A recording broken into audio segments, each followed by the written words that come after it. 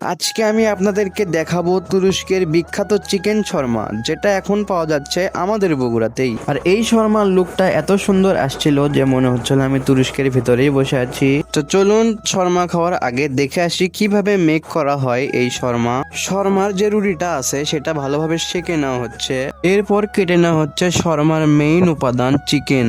কেটে নেওয়া মাংসের ভিতরে দিয়ে দেওয়া হলো সালাদ এবং বিভিন্ন ধরনের মশলা। সব শেষে এর উপরে দিয়ে দেওয়া হলো মিউনিস।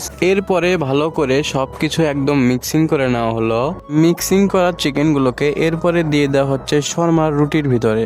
এরপরে এই রুটিটাকে একদম সুন্দর করে রোল করে নেওয়া হলো, আর রেডি হয়ে গেল আমাদের চিকেন শর্মা। আর এই শর্মাটা মোটামুটি আমার কাছে ভালোই লাগছে।